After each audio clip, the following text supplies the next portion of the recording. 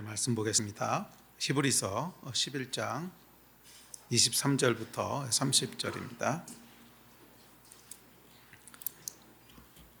11장 23절부터 30절까지 다 같이 한 목소리를 읽습니다. 시작. 믿음으로 모세가 낳았을 때 그 부모가 아름다운 아이임을 보고 석 달 동안 숨겨 왕의 명령을 무서워하지 아니하였으며, 믿음으로 모세는 장성하여 바로의 공주의 아들이라 칭함받기를 거절하고 도리어 하나님의 백성과 함께 고난받기를 잠시 죄악의 낙을 누리는 것보다 더 좋아하고 그리스도를 위하여 받는 수모를 애굽의 모든 보화보다 더 큰 재물로 여겼으니 이는 상 주심을 바라봄이라. 믿음으로 애굽을 떠나 왕의 노함을 무서워하지 아니하고 곧 보이지 아니하는 자를 보는 것 같이 하여 참았으며, 믿음으로 유월절과 피 뿌리는 예식을 정하였으니 이는 장자를 멸하는 자로 그들을 건드리지 않게 하려 한 것이며, 믿음으로 그들은 홍해를 육지같이 건넜으나 애굽 사람들은 이것을 시험하다가 빠져 죽었으며, 믿음으로 7일 동안 여리고를 도니 성이 무너졌으며. 아멘.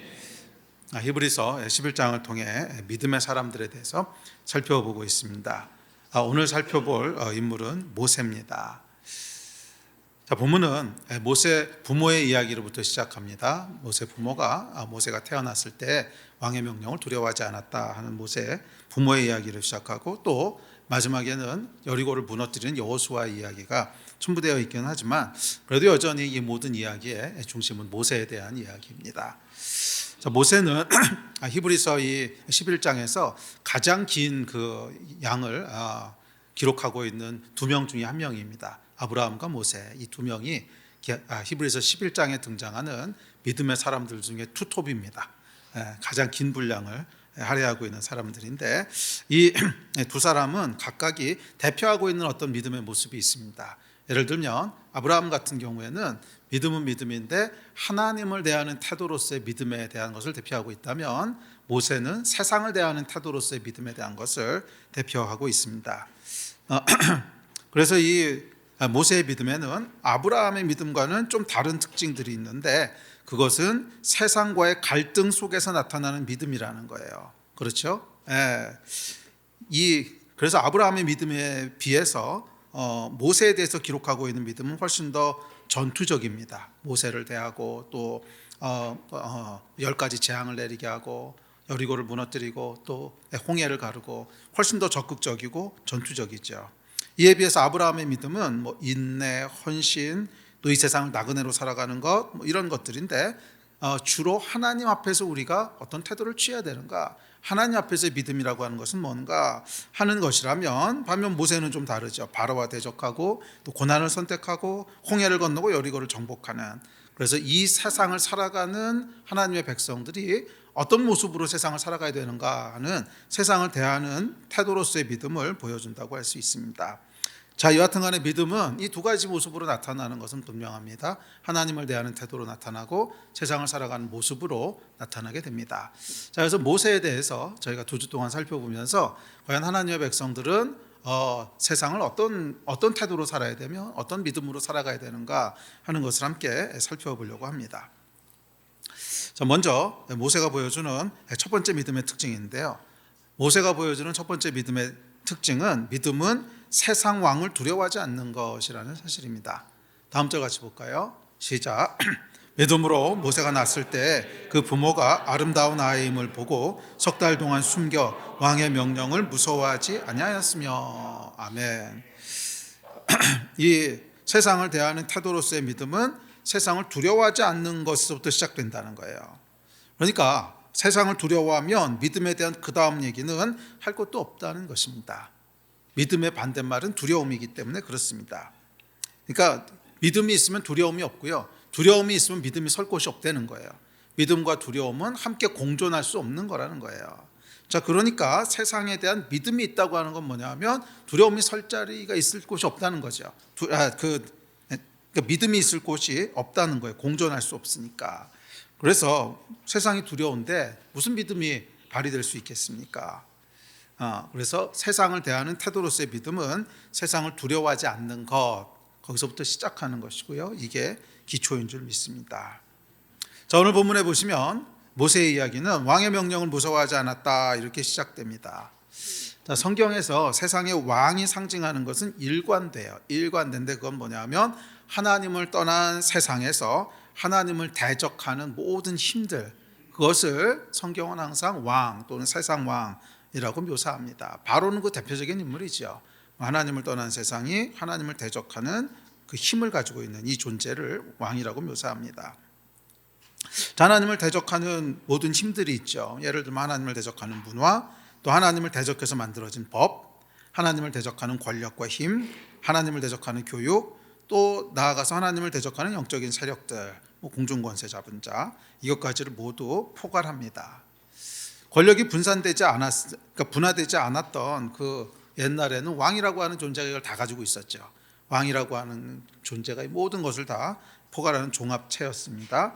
그러나 현대 사회는 그렇지 않죠. 이제 왕이라는 존재가 없고요. 이 힘들이 여러 개로 분산되어 있습니다. 문화, 또 권력, 정치, 법, 교육 등 다양한 모습으로 분산되어 있어요.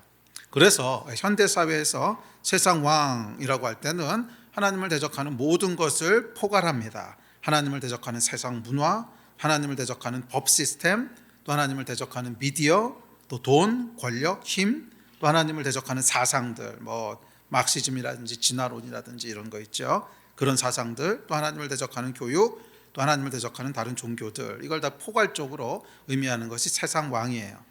그래서 우리가 살아가는 우리 삶을 둘러싸고 있는 거의 모든 것이라고 할 수 있는데요.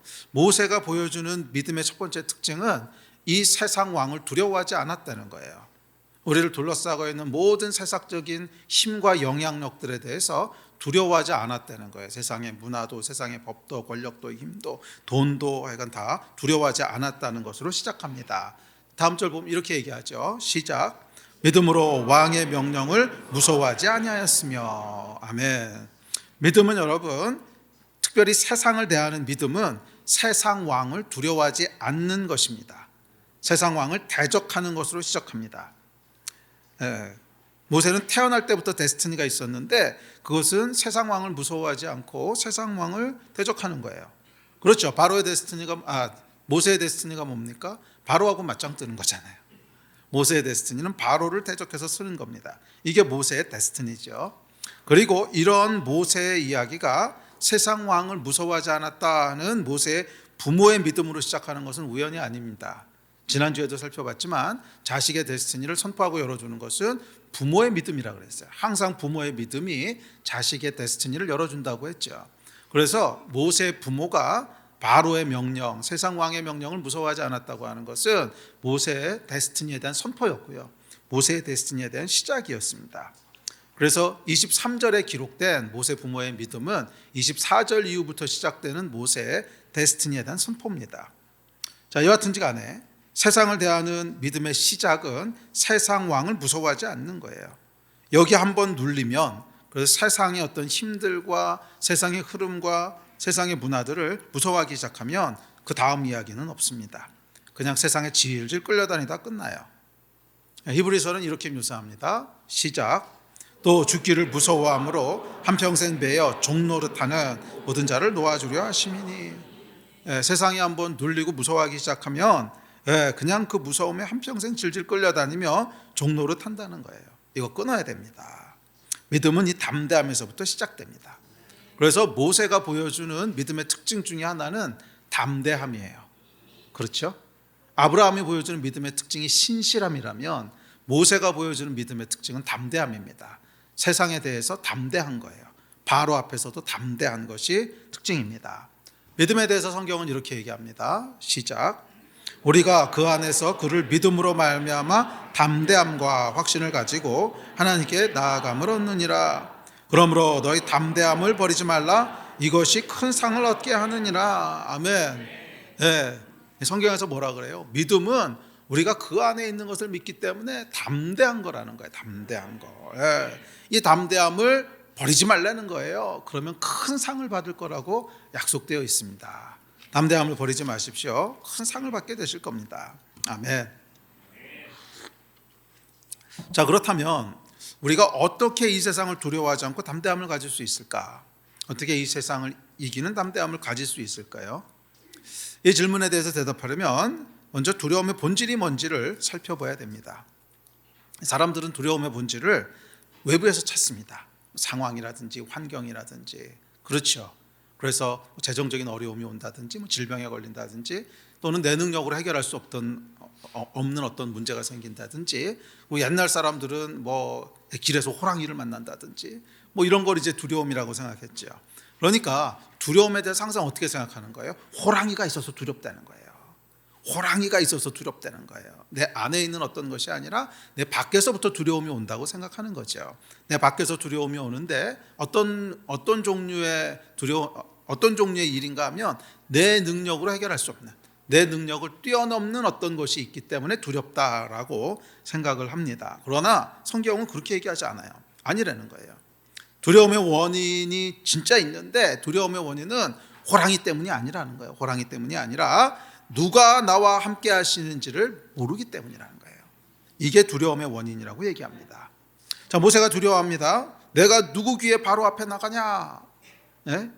두려워하죠. 그러니까 모세가 두려워했던 그 이유는 뭐냐면, 모세가 생각했던 것은 바로가 어떤 존재인데 내 힘으로 해결할 수 있는 존재가 아니에요. 바로는 내 힘으로 해결할 수 있는 존재가 아니야. 그런데 내가 누구간데 그 앞에 나갑니까? 이게 두려움이었죠. 출애굽기 3장에 보면 이렇게 얘기합니다. 시작. 모세가 하나님께 아뢰되 내가 누구이기에 바로에게 가며 이스라엘 자손을 애굽에서 인도하여 내리까? 하나님이 이르시되 내가 반드시 너와 함께 있으리라.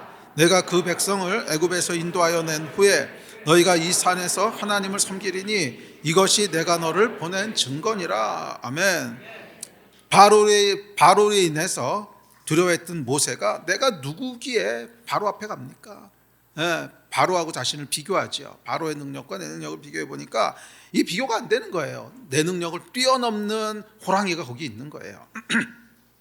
자, 그런데 이제 흥미로운 건 뭐냐면 이 질문에 대한 하나님의 대답이 약간 뜬금없습니다. 약간 동문서답이에요. 내가 누구기에? 그러면 너는 이런 존재야, 이렇게 말씀하셔야 정상인데 그렇게 대답하는 게 아니라 내가 너와 함께 할 거야, 이렇게 대답하시죠. 내가 너와 함께 할 거야. 그러니까 이게 두려움의 본질이 뭔지를 정확히 얘기해 주고 있는 거예요. 그러니까 이 두려움을 뛰어넘는 담대함은 네 능력이 아니라는 거예요. 너는 이런 존재야, 넌 바로보다 더 잘할 거야, 이게 아니라는 거예요. 우리의 힘과 우리의 능력으로 그것을 뛰어넘기 때문에 두려워하지 말라는 게 아니에요. 맞아요. 바로에 비하면 모세는 정말 아무것도 아니야. 호랑이에 비하면 우리는 아무것도 아니야. 그런데 두려워하지 않을 수 있는 이유는 뭐냐 하면 하나님이 함께 하시니까. 이 얘기를 바꿔 얘기하면 두려움의 진짜 원인이 뭐라는 거예요? 내가 감당할 수 없는 그 호랑이가 아니라는 거야. 내가 감당할 수 없는 바로 새 상황이 아니라는 거예요. 항상 두려움에 대해서 우리가 착각하는 게 뭐냐면 내 능력과 새 상황의 능력을 비교하는 거예요. 여기서부터 두려움이 온다고 생각을 해요. 그런데 성경은 아니. 그게 두려움의 진짜 원인이 아니야. 두려움의 진짜 원인은 너하고 바로하고 비교해봤더니 비교가 안 돼, 이게 아니라 너와 함께 하시는 분이 누군지를 모르는 거야. 이게 두려움의 진짜 원인이라는 거예요. 아멘이십니까? 요단을 건너기 전날 밤 여호수아가 두려워합니다. 과연 이 전쟁에서 승리할 수 있을까? 적은 강대하고 우리는 메뚜기 같은데. 이 여호수아에게 하나님 뭐라고 말씀하세요? 여호수아서 1장입니다. 시작. 내가 내게 명령한 것이 아니냐? 강하고 담대하라. 두려워하지 말며 놀라지 말라. 내가 어디로 가든지 내 하나님 여호와가 너와 함께하느니라 하시니라. 역시 똑같이 말씀하세요. 두려워하지 말라, 네가 더 강해, 이렇게 말씀하시지 않아요. 여호수아도 똑같은 패턴을 밟습니다. 나하고 적하고 비교해 보는 거예요. 나하고 적하고 비교해 보니까 강대하고 메뚜기야. 해결할 수 있는 문제가 아니야. 거기서부터 두려움이 온다고 생각을 했는데 아니라는 거예요. 내가 너와 함께함이라. 네가 지금 두려워하는 이유가 뭔 줄 알아? 적이 강대하기 때문에 그런 게 아니야. 네가 두려워하는 이유는 너와 함께 하시는 분이 누군지를 몰라서 그래. 너와 함께하는 존재가 누군지를 몰라서 그래. 그게 진짜 원인이라는 거예요. 반대로 얘기하면 담대함은 어디서부터 오는 거예요? 누가 나와 함께하는지를 아는 것부터 오는 거예요. 담대함은 내 능력이 더 세, 내가 이거 해결할 수 있어, 여기서부터 오는 게 아니라는 거예요. 담대함의 근원은 뭐냐면 내가 할 수 있어라고 하는 건 교만이라고 부르지 담대함이라고 부르지 않습니다. 성경이 얘기하는 담대함은 뭐냐면 나와 함께 하시는 분이 누구신지를 아는 거예요. 나와 함께 하시는 분이 누구신지를 믿는 거예요. 할렐루야. 네. 이 제자들이 이 바다에서 큰 폭풍, 광풍을 만납니다. 그래서 두려워합니다. 다음 절 같이 볼까요? 시작. 행선할 때 예수께서 잠이 드셨더니 마침 광풍이 호수로 내리침에 배에 물이 가득하게 되어 위태한지라.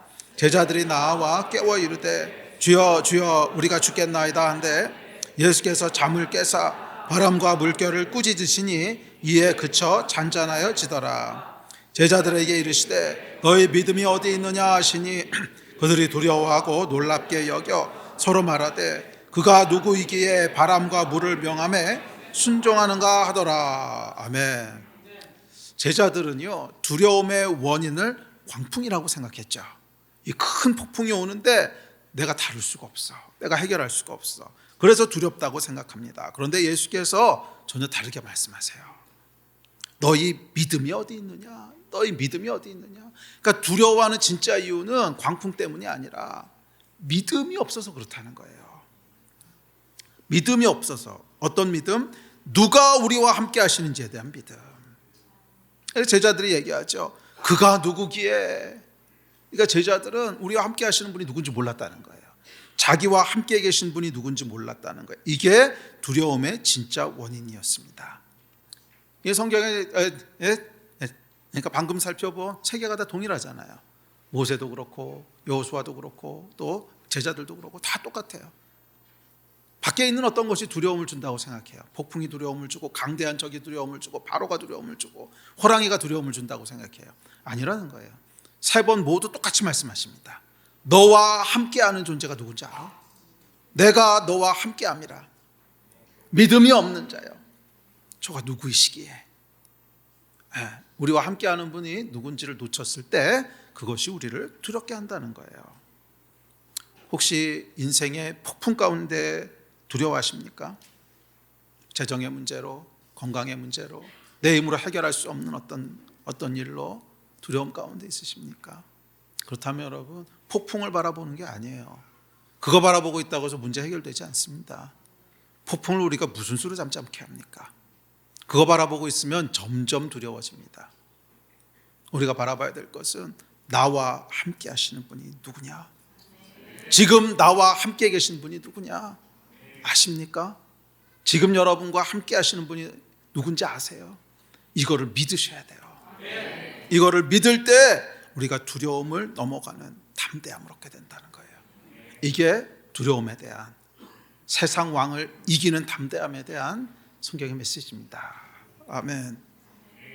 자, 그렇다면 나와 함께 하시는 분은 누구세요? 어떤 분이세요? 성경은 이렇게 얘기합니다. 다음 절 시작. 이것을 너희에게 이르는 것은 너희로 내 안에서 평안을 누리게 하려 함이라. 세상에서는 너희가 환난을 당하나 담대하라. 내가 세상을 이기었노라. 하나님께로부터 난 자마다 세상을 이기느니라. 세상을 이기는 승리는 이것이니 우리의 믿음이니라. 아멘. 우리와 함께 하시는 분이 누구시라는 거예요? 세상을 이기신 분이시라는 거예요. 세상보다 강하신 분이시라는 거예요. 폭풍을 잠잠케 하시는 분이시고 바로를 이기시는 분이시고 강대한 적군들을 무찌르시는 분이시라는 거예요. 그래서 우리도 세상을 이긴다는 것입니다. 바로가 아니라 우리가 이긴다는 거예요. 적군이 아니라 우리가 이긴다는 거예요. 무릇 하나님께로부터 난 자마다 세상을 이기느니라. 세상을 이기는 승리는 이것이니 우리의 믿음이니라. 아멘. 우리와 함께 하시는 분이 누군지를 알 때 우리가 담대하게 이길 수 있다는 거예요. 담대하라. 내가 세상을 이기었노라.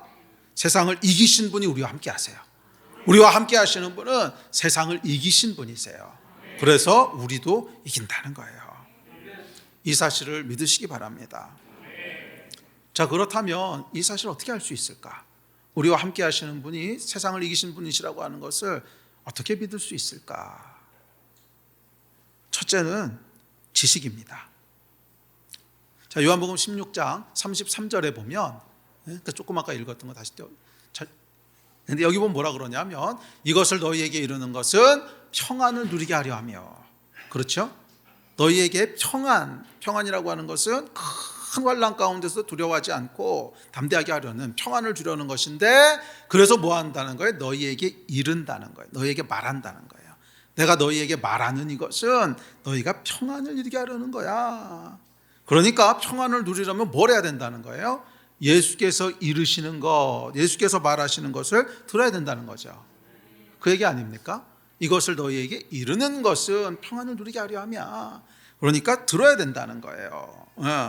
말씀을 들을 때 평안을 누리게 된다는 것입니다. 믿음은 뭐예요? 들음에서 나며, 들음은 그리스도의 말씀으로 말미암느니라. 다음 절 같이 읽어보세요. 시작. 그러므로 믿음은 들음에서 나며 들음은 그리스도의 말씀으로 말미암았느니라. 믿음은 어디서부터 온다는 거예요? 그리스도의 말씀에서부터 온다는 거예요. 그래서 요한복음 16장에서 예수께서 이것을 너희에게 이르는 말하는 것은 너희가 평안을 누리게 하려는 거야. 내가 말하는 것은 너희에게 믿음이 있게 하려는 거야. 그 얘기죠. 말씀을 들어야 된다는 거예요. 말씀에 무지하면 여러분, 많은 경우 우리가 이 함께 하시는 분이 누군지를 모르는 것은 말씀에 무지하기 때문에 그래요. 말씀에 무지하기 때문에 그래요. 말씀에 무지하니까 나와 함께 하시는 분이 누군지 모릅니다. 믿음이 나올 수가 없어요. 왜? 믿음은 들음은 말씀에서부터 온다 그랬거든. 그러니까 말씀이 없는데 믿음이 생길 일은 전무해요. 절대로 불가능해요. 아무리 우리가 믿습니다 여러분이 하루에 1000번씩 반복해도 말씀을 듣지 않으면 절대로 믿음은 만들어지지 않습니다. 성경이 그렇게 믿음 제조법을 명시해 놨잖아요. 믿음 제조법이 뭐예요? 말씀을 들으라는 거예요. 그래야 믿음이 만들어진다고 얘기했는데, 말씀을 읽지 않으면 어떻게 믿음이 만들어지겠어요? 절대로 만들어지지 않습니다. 다른 길은 없어요. 수많은 두려움과 위기에서 저를 담대하게 했던 것은 하나님의 말씀이었어요. 수많은 위기와 두려움과 불안 가운데 하나님의 말씀을 펼쳐 읽을 때 제 안에 믿음이 솟아나고, 그 믿음이 저를 담대하게 했습니다. 그렇지, 하나님이 나와 함께 하시지. 그렇지, 우리 하나님은 세상을 이기신 분이시지. 이 말씀을 펼칠 때마다 제 안에 믿음이 솟아나고, 약속하신 대로 믿음은 그리스도의 말씀을 들음에서부터 오는 말씀의 사람이 되시기를 축복합니다. 그래야 믿음이 발휘될 수가 있어요. 성경이 여러분 명확하게 얘기한 믿음의 제조법을 잊지 마세요. 말씀을 들어야 믿음이 생긴다는 거예요. 아멘. 그러니까 우리 안에 믿음이 없고, 믿음이 없으니까 불안하고, 믿음이 없으니까 세상에 이 담대함을 가지지 못하고, 그런데 그 근본 원인이 말씀이 없기 때문이라는 거예요. 말씀이 없기 때문이라는 거예요. 말씀을 통해서 우리와 함께 하시는 분이 누구신지를 알아갈수록 우리 안에 믿음과 담대함이 생기는 줄 믿습니다. 자, 두 번째는 뭐냐면 성령님의 임재예요. 자, 예수께서 요한복음 16장에 보면 평강을 약속하셨어요. 평안을 약속하셨습니다. 그런데 이 평강이 실제로 누려진 건 언제였어요? 오순절 성령 강림 이후였어요. 그렇죠. 아무리 예수께서 이렇게 약속하셨어도 오순절 성령 강림 전까지는 무서워서 떨고 있었습니다. 숨어 지냈잖아요. 그런데 성령께서 강림하시고 나서 어떻게 됩니까? 담대하게 거리로 뛰쳐나옵니다. 자기들을 잡아 죽이겠다고 하는 사람들이 우글우글한 곳으로 담대하게 들어가잖아요. 이 담대함과 평안이 실제가 된 건 언제였어요? 성령 강림 이후였어요. 약속은 하셨지만 실제가 된 것은 성령님이 임하셨을 때였다는 거예요. 그래서 여러분, 두 번째 비결은 뭐냐면 성령님이세요. 성령의 임재, 하나님의 임재인데, 하나님의 임재라고 하는 것은 여러분 단순히 하나님이 여기 계시다 이런 뜻이 아닙니다. 당연히 하나님은 여기 계시죠. 하나님은 어디나 계십니다. 무소부재한 분이세요. 여기도 계시고 저기 북한 평양에도 계시고 김정은 궁에도 계시고 다 계세요. 다 계세요. 믿는 자들 안 믿는 자들 다 계세요. 꽉 차 계세요. 그걸 임재라 그러는 게 아니라, 임재는 그 하나님이 지금 여기 나와 함께 하신다고 하는 것을 인지하는 거예요. 깨닫는 거예요. 느끼는 거예요. 그러니까 임재라고 하는 것은 어떻게 보면 굉장히 주관적인 단어예요. 객관적인 단어가 아니에요. 그러니까 객관적인 단어는 그냥 하나님 계신 거예요. 다 그게 객관적인 사실이에요. 임재는 주관적인 거예요. 그런데 그 하나님이 지금 나와 함께 여기 계시구나 하는 것을 인식하는 거. 인식한다는 말 가지고서는 이게 영의 깨우침이기 때문에 표현이 좀 제한적인데, 인식 또는 인지 또는 느끼는 거, 하여간 이게 다 합쳐져서 그게 사실이라고 하는 걸 하여간 내가 내 몸으로 느끼는 거야. 하나님이 여기 계시는구나. 이게 임재예요. 이게 임재예요. 그리고 이 하나님이 지금 여기 나와 함께 계시는구나 하는 것을 인식하게 하는 일을 하시는 분이 누구세요? 성령님이시라는 거예요. 그래서 성령께서 우리 안에 역사하실 때 우리 안에 인지가 일어나요. 하나님이 나와 함께 계시는구나, 약속하셨던 그 약속이 사실이구나 하는 것을 누리게 하는 것이 성령님이십니다. 그래서 이 믿음은 어디서부터 나오냐 하면 말씀과 성령에서부터 나오는 거예요. 말씀과 성령에서부터.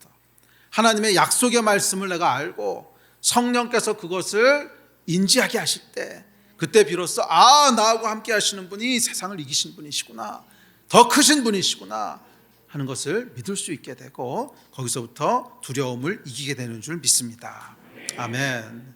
그러면 여러분, 환경을 보지 마십시오. 밖에 있는 호랑이 보지 마세요. 그것에 눌리지 마십시오. 우리가 봐야 될 건 호랑이가 아니라 하나님이세요. 하나님. 우리가 봐야 될 건 바로가 아니라 하나님이세요. 우리와 함께하는 분, 그분께로부터 듣고 그분께 우리의 시선을 고정해야 돼요. 아멘. 그럴 때 우리는 두려움을 넘어 담대함으로 세상을 이기게 되는 줄 믿습니다. 아멘.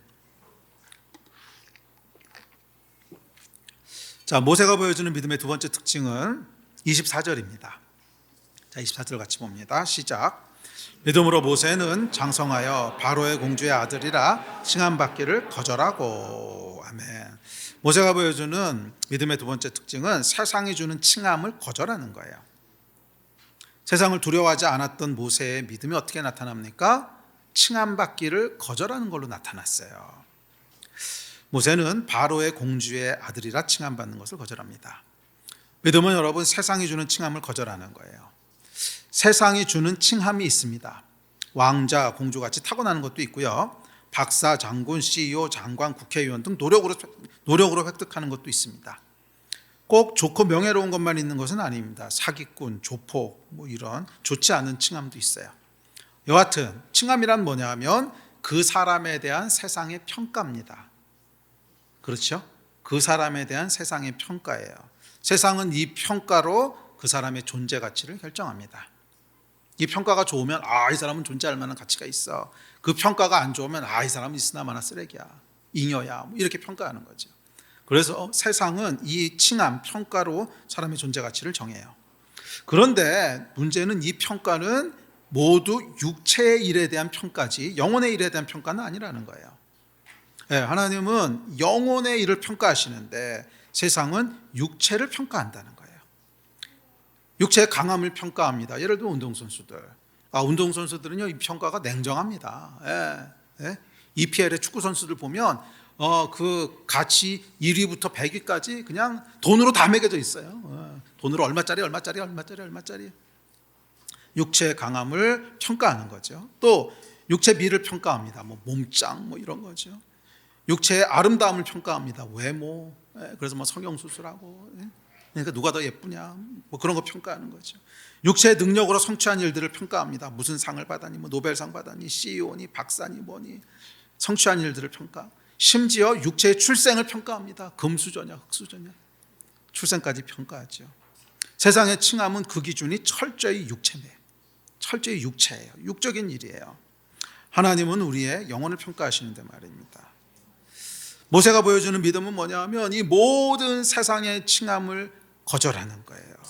세상의 평가를 거부하는 것입니다. 일부러 내치라는 것은 아닙니다. 그래서 여기 사업하시는 분이 있는데, 사장님 그러면 시끄러워, 무슨 사장이라고 불러, 이러란 얘기는 아닙니다. 이러란 얘기는 아닌데 그냥 부르면 부르라고 두십시오. 그러나 그 칭함에 연연하지 않는 거예요. 그 칭함에 연연하지 말라는 거예요. 그 칭함에 의미도 두지 말고 가치도 두지 말고 그냥 사람들이 그렇게 부르면 그런가 보다 하고 무시하시라는 거예요. 이게 여러분 생각보다 쉽지 않습니다. 좋은 칭함이든 나쁜 칭함이든 다 그래요. 좋은 칭함을 사람들이 불러주잖아요. 그러면 이라는 게 올라옵니다. 그래, 나는 그래도 쓸모 있는 존재야. 이게 올라오죠. 그래서 뭐 사장님, 박사님, 교수님, 뭐 어쩌고 저쩌고 하면 이게 쫙 올라와요. 나쁜 칭함도 마찬가지입니다. 나쁜 칭함을 누가 이렇게 비하하듯이 하면 또 쓴뿌리가 확 올라옵니다. 이러지 말라는 거예요. 그냥 무시하라는 거예요. 쉽지 않아요. 잘 안 될 거예요. 잘 안 될 거예요. 좋은 칭함을 누가 이렇게 불러줍니다. 그럼 내가 아무리 아니려고 해도 이 안에서 그렇지, 이게 올라온단 말이에요. 그럴 때마다 계속 선포하셔야 돼요. 반복적으로 선포하셔야 돼요. 똥이다. 바울이 했던 방법이에요. 배설물로 여기고 똥이다 그랬다는 거예요. 그러니까 그게 올라올 때마다 똥이다, 올라올 때마다 똥이다 계속 하시라는 거예요. 아마 제가 믿기로는 평생 하셔야 될 겁니다. 이게 잘 안 돼요. 사람은 육체의 평가에 워낙 길들여져 있기 때문에, 어렸을 때부터 길들여졌잖아요. 뭐 요만할 때부터 무슨 시험 보고 경쟁하고 1등하면 엄마가 좋아하고 뭐 이런 거, 그거에다 길들여져 왔기 때문에 이게 잘 안 돼요. 그래도 계속 여러분에게, 스스로에게, 세상을 향해, 원수 마귀를 향해 계속 선포하셔야 돼요. 똥이다, 똥이다. 그 칭함은 나하고 아무 상관없는 거다. 계속 반복적으로 싸우셔야 돼요. 아마 죽을 때까지 싸우실 겁니다. 그래도 이거 싸우지 않으면 금방 잡아먹혀요. 이렇게라도 싸우지 않으면 금방 잡아먹혀요. 나는 그게 완전히 해결됐습니다. 교만 떨지 마시고, 그거 해결 안 됩니다. 그게 완전히 해결된 사람은 제가 거의 본 적이 없어요. 좋은 칭함이든 나쁜 칭함이든. 그 나쁜 칭함은 여기서 또 그 상처받았던 게 확 올라와가지고 막 분노가 올라오고 이러고요. 좋은 칭함은 또 은근히 이런 거 올라오면서 아유 무슨 말씀을, 말만 그렇지 마음에 뭐가 있어. 이거 해결된 사람은 거의 없어요. 거의. 사도 바울이나 좀 해결됐을래나 뭐 모르겠어요. 죽을 때까지 싸울 생각을 하셔야지, 난 해결됐어 이러는 순간 원수 밥 됩니다. 겸손하게 아유 내가 또 안 되는구나, 똥이다 똥이다 뭐 이러면서 계속 가셔야 되는 거예요. 아시겠습니까? 그렇게라도 싸워야 버티지. 그렇게라도 싸워야 버티지. 아니면 세상의 칭함에 그냥 먹혀버려요. 세상의 칭함에 먹혀버려요. 그래서 항상 그 칭함에 대해서는 의지적이고 의도적으로 생각을 돌리십시오. 그런 얘기할 때마다 자꾸 딴 얘기 하시고요. 아유 어떻게 그렇게 하셨어요? 오늘 날씨가 참 좋네요. 뭐 이렇게 이제 자꾸 딴 얘기 하시고, 생각을 의식적으로 다른 데로 돌리시고 그냥 싸워야 돼요. 세상의 칭함을 거부하기 위해서 계속 싸우셔야 됩니다. 아멘이십니까? 그런가 보다 하고 넘어가십시오. 그게 믿음입니다. 나는 이런 사람이야 과시하고 드러내거나 사람들이 알아주지 않는다고 열받거나 그러지 마시라는 거예요. 추구하지는 더더군다나 마시라는 거예요. 믿음은 세상의 칭함이 아니라 하나님의 칭함에 귀 기울이는 겁니다. 믿음은 세상의 칭함이 아니라 하나님의 칭함에 귀 기울이는 겁니다. 히브리서 11장 6절은 믿음에 대해 이렇게 얘기합니다. 다음 절 시작. 믿음이 없이는 하나님을 기쁘시게 하지 못하나 하나님께 나아가는 자는 반드시 그가 계신 것과 자기를 찾는 자들에게 상 주시는 이심을 믿어야 할지니라. 아멘. 믿음은 뭐를 믿는 거래요? 하나님이 계신 것 믿고 상 주시는 분이신 것 믿는다는 거예요. 하나님의 상 주시는 거, 이게 하나님의 평가잖아요. 하나님의 칭함이잖아요. 이 하나님의 평가, 하나님의 칭함을 추구하는 게 믿음이라는 거예요. 세상의 칭함은 그냥 똥으로 여기고 하나님의 칭함을 추구하는 게 믿음이라고 성경이 얘기합니다. 그리고 이 하나님의 평가를 진짜로 믿으면 세상의 칭함의 무게가 덜어져요. 덜 중요하게 느껴진다는 거예요. 덜 중요하게. 여러분, 사장이 이렇다고 하는데 뭐 그 밑에 있는 과장이 뭐라 하는지가 무슨 상관이에요? 사장이 이 사람에 대해서 높게 평가하면 바로 위에 있는 뭐 과장이 뭐라 그러든지 간에 물론 좀 거슬리긴 하지만 그래도 에이 뭐 그까짓 거 넘어갈 수 있다는 거예요. 어차피 승진도 연봉도 다 사장이 정하는 거잖아요.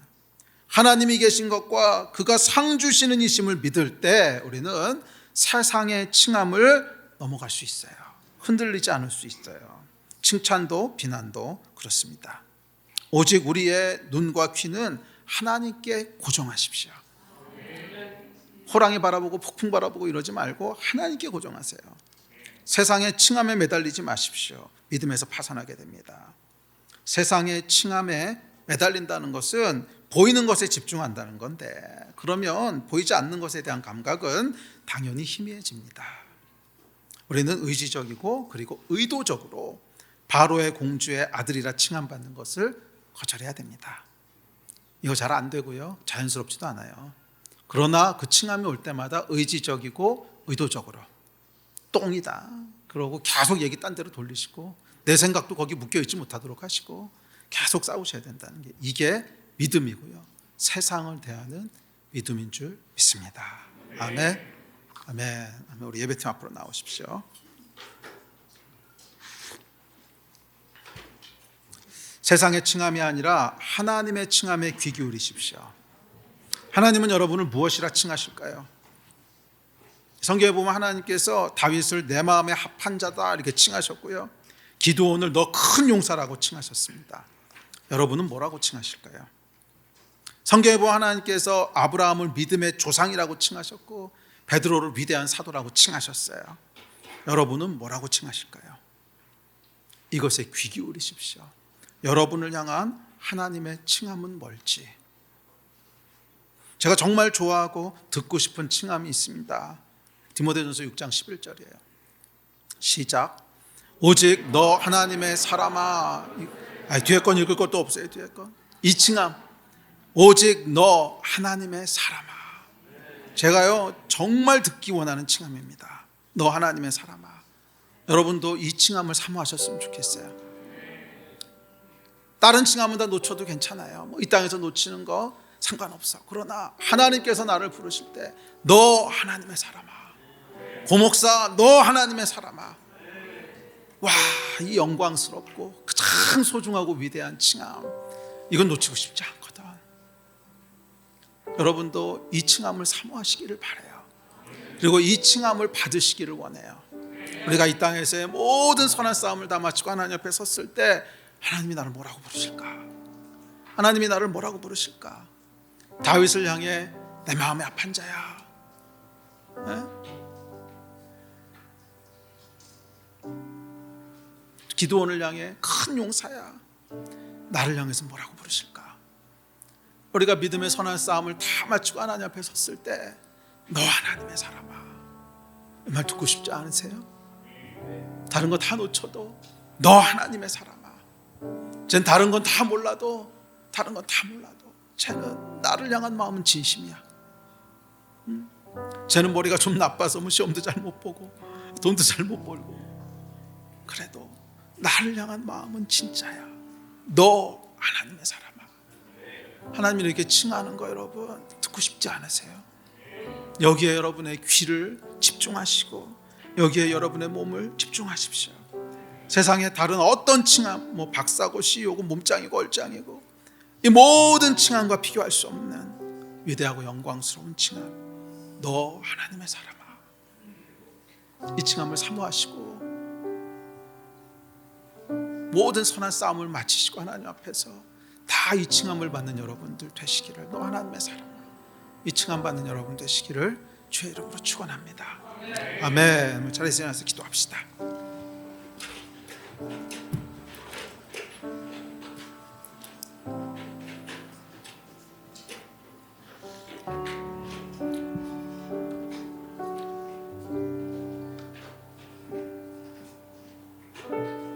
그래, 여러분, 하나님께서 여러분을 향해서 저는 다른 건 다 몰라도 나를 향한 마음은 진짜야, 나를 향한 마음은 진심이야, 이렇게 인정하고 평가해 주시기를 주의 이름으로 축복합니다.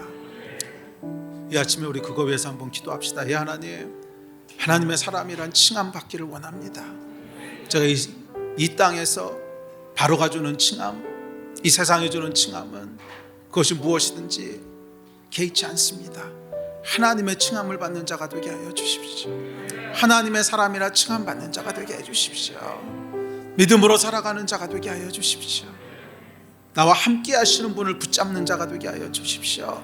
네 마음 가지고 우리 주 한번 부르짖고 다 잡심해서 기도하시겠습니다. 기도하십시다.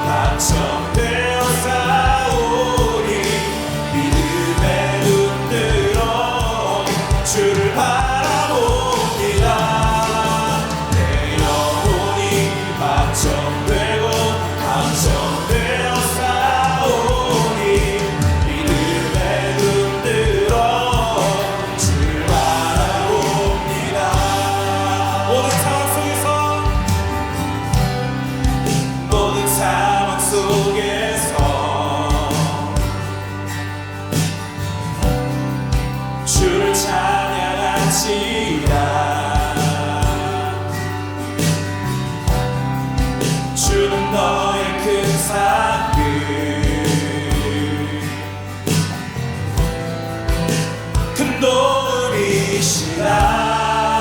주의 얼굴 구할 때, 주의 얼굴 구할 때, 주의 영을 구으사 크신 사랑 안에서 주를 보게 하소서.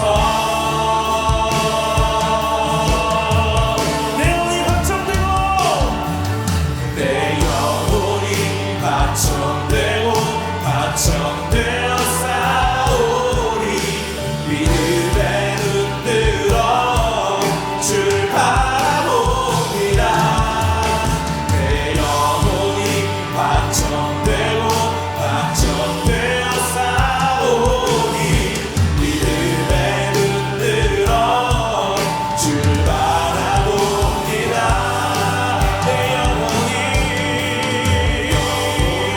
확정되어 싸우니. 믿음의 눈 들어 주를 바라봅니다. 내 영혼이 확정되어